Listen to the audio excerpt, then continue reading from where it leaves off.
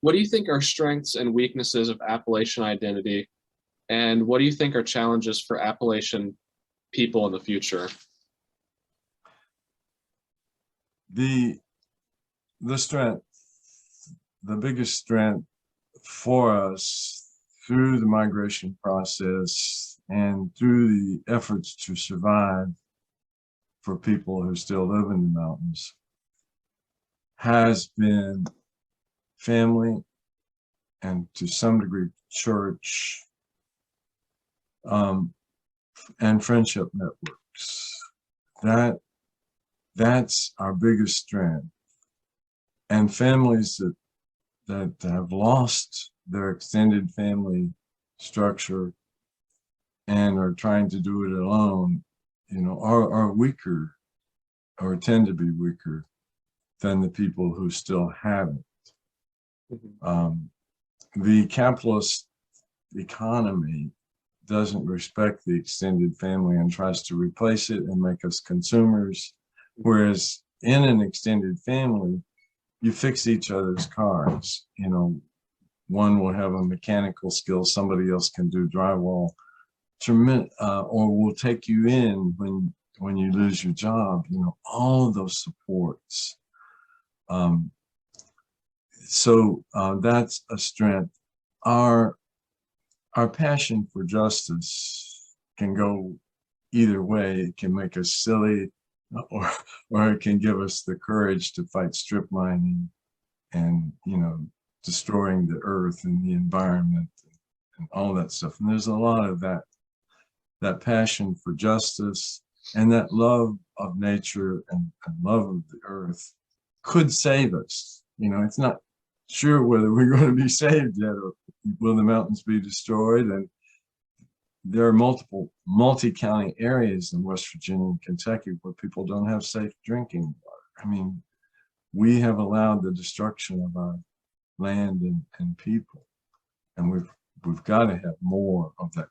But there are also, I'm part of a network of very strong organizations trying to save the mountains, and I'm proud of that. There,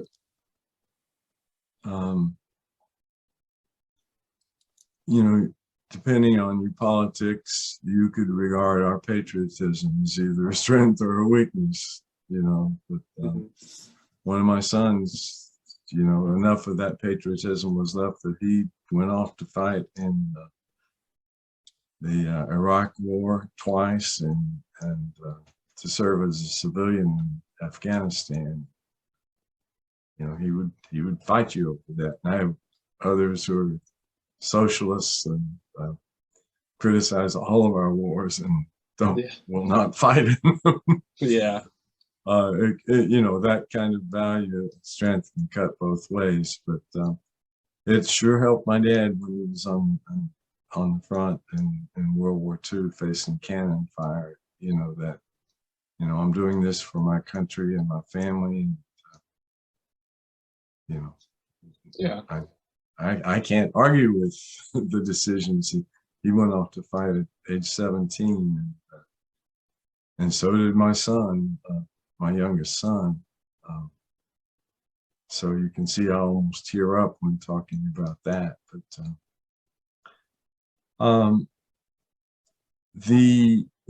what I feel about the list of values that Loyal Jones created, and he has a book on Appalachian values.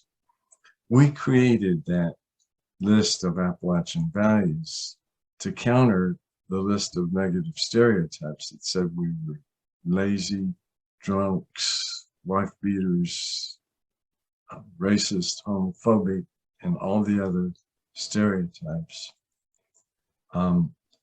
And African Americans did the same thing. They have a list of values associated with Kwanzaa celebration, for example. And that list was developed consciously to counter the stereotypes. And so that's what ethnic groups do. And the value of our list of values is what's called heuristic value. That's teaching value. So if when I'm in the classroom, I tell students, here's our list of positive values. Here's the list of stereotypes that matches up against those. We can learn from this, and one attitude toward the list of sacred Appalachian values is to say, those are the values we ought to have and we ought to strive for. Honesty, for example, loyalty, respect for elders, all of those, religion.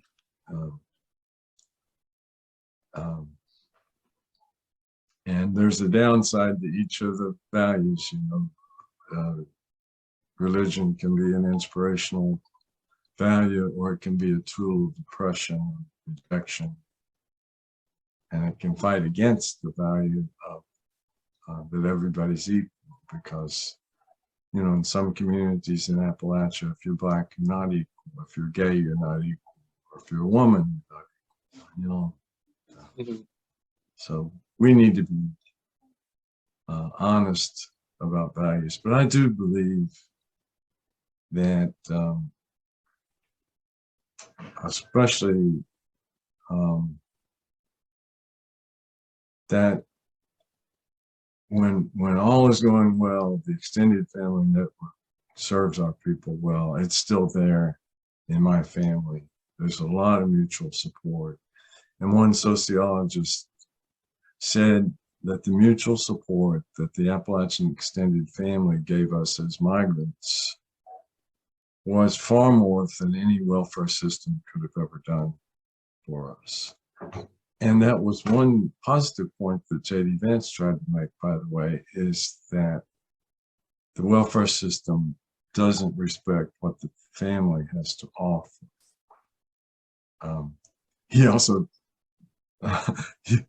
criticized and put the family down, but part of him did recognize that our strength, he saw the strength in his grandmother, for example, and the Appalachian values that she had.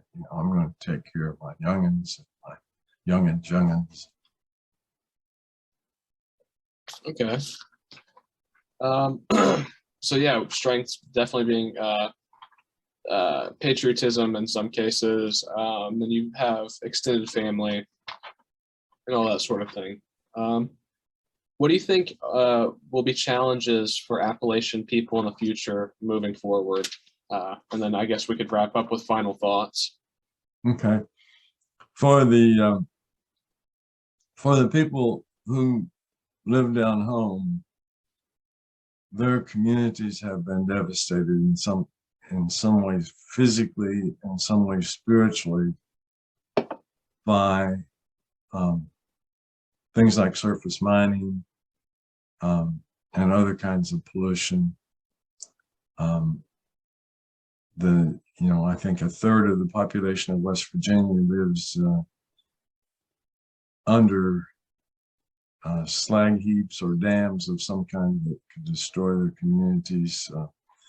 Families have been weakened by outmigration and by substance abuse and alcoholism. So both the mountains physically and our people need a lot of restoration. So that's the biggest challenge. And for us in the diaspora,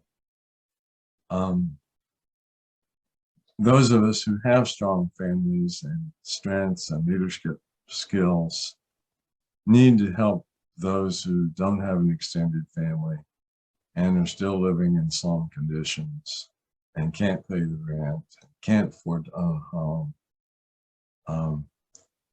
So that thing of mutual aid, we need to carry on within our families and make sure that our families stay as strong as they can, so that the strong families can help those that are less fortunate. So I think you can go into some detail on that. We need to fight to make sure that our school children are respected. It was not very long ago, in the 1990s, I did some work in the community of Moraine, which is a suburb within, kind of surrounded by Dayton. And the children from Moraine went to school systems outside their city, and they were mistreated. And if they were from the section of Moraine called the Miami Shores, the girls were called Shores whores, and kids from Dog Patch were called hillbillies and dog patchers and other, and they were just plain mistreated. And there are still remnants of that in Cincinnati schools and Dayton schools and suburban schools. And there's still a lot for, we need to have self-help organizations and advocacy organizations as long as those conditions remain. Okay. So that works for that. So I guess before we wrap up here, do you have any final thoughts that you'd like to share, that you'd like people to know about Appalachia or anything like that?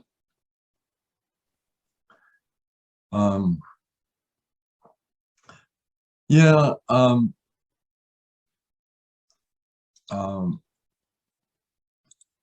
Right now,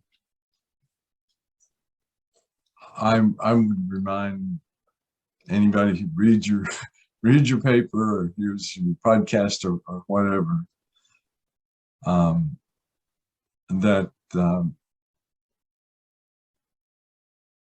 what we need to do as Appalachian people is maintain a realistic, unromantic view of who we are, and not be ashamed of it, and not let people force us into denying who we are.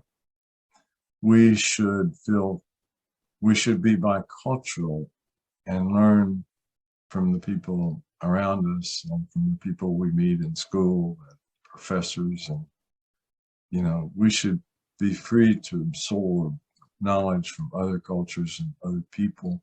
We should recognize, this is a bunch of shoulds, we should recognize the diversity in our population and make sure we're not discriminating against any part of it. The fastest growing population group in Appalachia right now is Asian Americans. We need to make sure there's room for that. And when Hispanics move into our neighborhoods in the cities or our communities or factories where we work, we need to make sure there's room for that. And the reality is we will end up intermarrying with them as we all become more diverse. My family is already multiracial, and more Appalachian families. So our Appalachian identity needs to be inclusive of all the groups that want to be part of Appalachia, either in rural communities or urban communities. So those are some of the important things, I think.